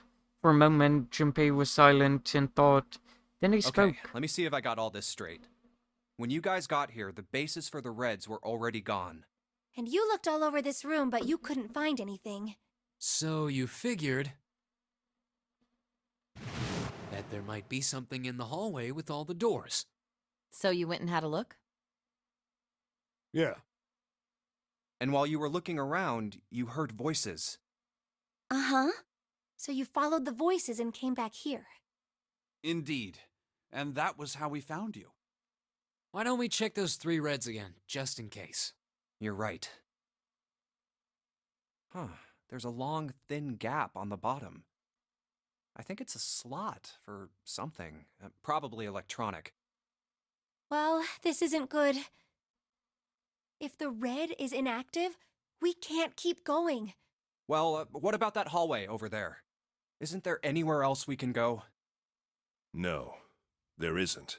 There are plenty more hospital rooms, but nothing else. Hospital rooms. That's what's behind all those doors? Yes. There are a number of individual rooms in addition to this large one. There was a door at the end of the hallway, but it was locked. There was an astrological symbol engraved near the keyhole, however. I was able to get a good feel of it. I believe it was the symbol of Jupiter. Not again. Those goddamn things are everywhere. They are everywhere, and they are frustrating. Mainly because I can't remember what symbol's what. I wonder what they all mean. For a moment, everyone was silent, deep in thought. While we're asking what things mean, what's the deal with this room? I mean, I thought this was a cruise ship, but I can't imagine a cruise ship would have a hospital like this. Of all people, it was Seven who answered with a calm confidence. Well, I figure it's probably a hospital ship. Chances are it's the Gigantic. Oh, damn. The Gigantic? Junpei looked confused. So did everyone else. What is this gigantic? Seven knit his brows for a moment and then began to explain. The Gigantic. She was a sister ship to the Titanic, built in the early 20th century. One of two sister ships. Actually, the Titanic had two sister ships. Yeah. And they looked exactly the same. The Gigantic was said to be one of them. They intended to make her a passenger liner like the Titanic, but World War I began soon after the ship launched. The British Navy took her over and made her a hospital ship. I can give info if they become... Oh, I get it. Yeah. I don't think that they ever actually become important. I think that the main thing that they are is just essentially symbols for keycards so that they don't have to use letter or number. At some point during the war, the Gigantic was damaged by a German mine in the Aegean Sea. She ran aground afterwards, so she didn't end up sunk. What happened to her after that? One theory going around is that a man named Lord Gourdain bought her. Seemed like he'd been one of the few to survive the Titanic sinking. That trauma turned him into some kind of obsessive collector of all things related to the Titanic. Soon enough, the guy wanted the Titanic itself. Which was impossible, of course. It's stuck at the bottom of the Atlantic Ocean. But the Gigantic wasn't. And seeing as she was identical... So you're saying this Lord Gourdain bought this ship? Why build one ship whenever you can build 3 for triple the price? Yeah, at least I think I am. That's impossible. No way we're in some boat that's almost 100 years old. Is that surprising to you, kid? Pipe down, just pay attention. What, that's it? Well, have you got any proof? Proof? Proof that this ship is really the Gigantic. Well, this ship's got stuff that's like the Titanic and a hospital ship. So, I just figured... Oh, for goodness. Don't tell me that's your only reason. Not bad reasoning. No, I've got more. Like? Well, I mean...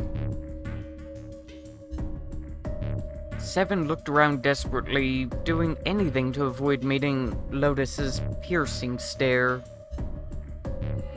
He scratched his head for a moment, then gave up. Finally, he opened his mouth. I don't know. Lotus sighed and shook her head. I guess your memory isn't back yet, is it? Yeah, sorry about that. Hey, whoa, wait a minute. Memory isn't back? Junpei was, he felt, legitimately shocked that there would seem to be new and very important information. Everyone else, however, seemed unimpressed. In fact, they all looked at Junpei as though he had said something very strange. Yeah? Your point being? Ah, hello, Cakes. I hope that you're having a wonderful day. And welcome. Wait, was I the only one that didn't know? Everyone nodded. Why? Oh, yeah, I guess I didn't tell you, huh? I told the rest of them before we ran into you on the stairs. I told him I couldn't remember a damn thing from before I woke up. What? Then, almost as if to save Junpei from further embarrassment, that's unfortunate. The bell began to ring from far away. A bell. Huh. It sounds like the clock in the main stairway. Junpei counted each chime carefully. 10, 11, 12. Huh, 12. It's midnight. Then we've still got 6 hours left, right? We don't have any time to screw around. Let's get going. We gotta find the missing parts for the Reds. I'm actually really tempted to order myself a pizza. I've never actually ordered delivery.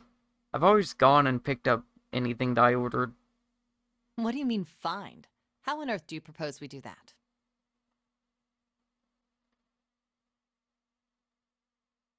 Sorry, I can switch to citrus if you want. We've looked everywhere in this room. That only leaves one place to look. One? Well, not just one. Wait. Don't tell me you mean we need to search all of the other rooms. I mean, there are a lot of us. It won't take that long if we all Don't do it. freak out. We've already searched 4 of them. 4 rooms? We just have to split up the rest between the 8 of us. If each of us can do 6 rooms apiece, we'll have the other 48 rooms cleared in no time. That's There are true. 48 other rooms? Her earlier experience had apparently not encouraged Lotus to trust Seven. Seven scratched his head awkwardly. Maybe? Maybe. Good grief. Seven, so pure. So Seven.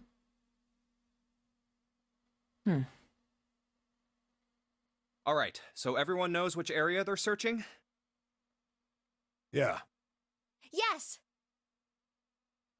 Junpei had chosen to search the rooms in the starboard side, moving from fore to aft. We'll all meet up when the clock goes off again. How about in that room with all the beds? Yeah, sounds straightforward enough. I'll shout if I find any of the components we need. I hope we can find them within the time limit. If we can't, then we'll just have to come up with another plan. Actually, if you order pizza, you would normally tip in cash, wouldn't you? And I don't keep cash. Well, I guess maybe I won't order a pizza. Right. Then let's do this.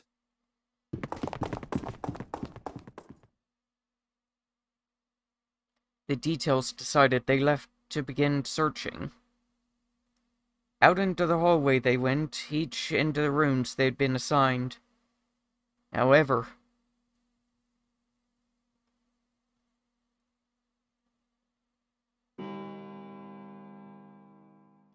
from far away, Junpei heard the bell ring. It did so only once. It was 1 a.m. It's 1. I better get back to the others.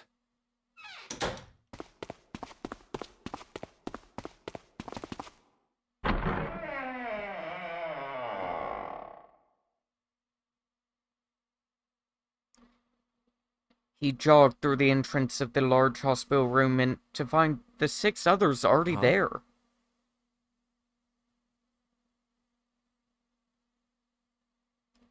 Ace, Santa, Clover, June, Seven, and Lotus.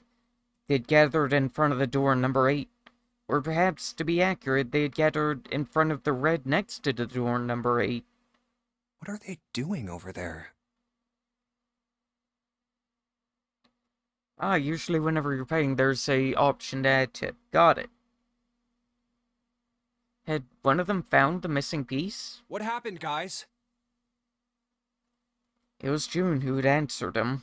Jumpy, look! She was pointing at the red.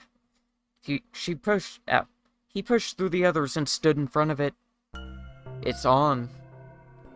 Immediately he knew what she meant. Vacant? Junpei sighed. Come on, guys. Who was it? I thought we were supposed to yell if we found it. Well, Junpei wondered why she was hesitating. The others looked as confused as June, but kept their mouths shut. I know that it's a bit mean, but I need to take a break for a few minutes. So you'll have to wait to find out the answer to this.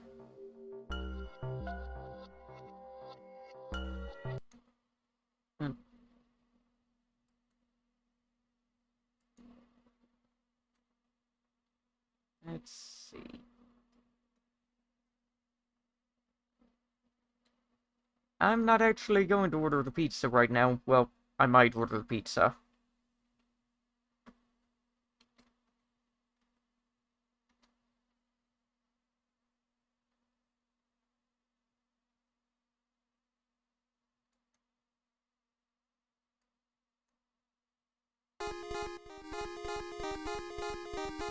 But I will be back in just a couple of minutes.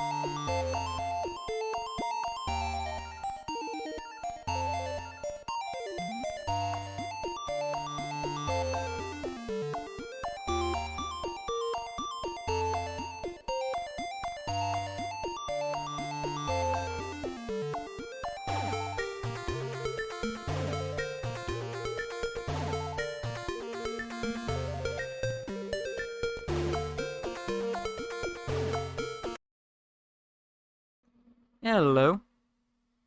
I am going to hold off on ordering the pizza. Because I'm not extremely hungry right now, so I can just hold off and walk there and just buy it. Oh.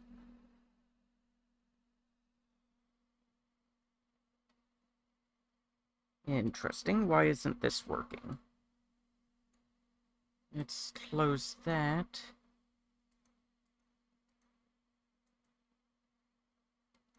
Close that.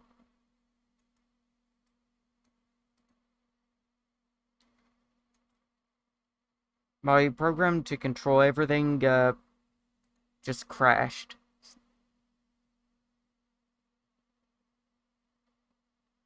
Let's see, where is it? In task. Well, I don't know if it just crashed, but it crashed.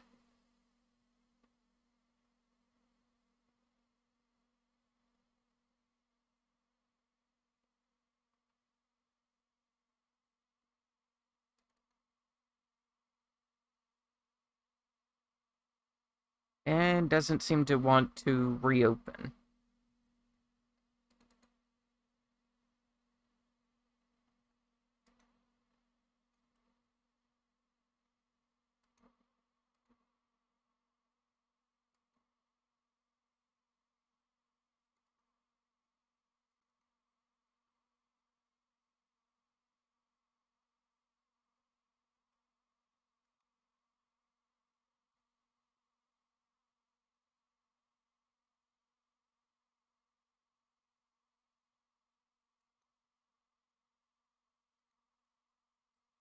Wait a second.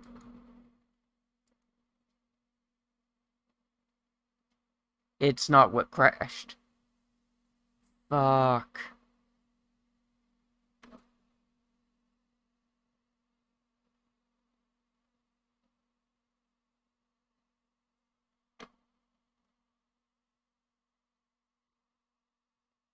Oh no. No.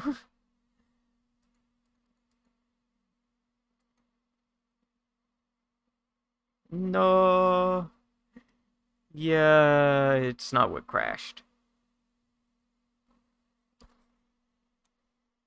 That's unfortunate.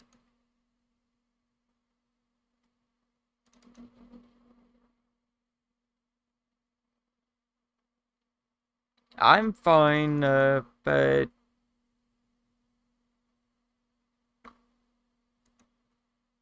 I might have to restart my computer. I'm gonna have to in-stream restart my computer and come back. Sorry. It shouldn't take that long to do. I hate to do it, though. But nothing's responding. I'll be back in just a minute.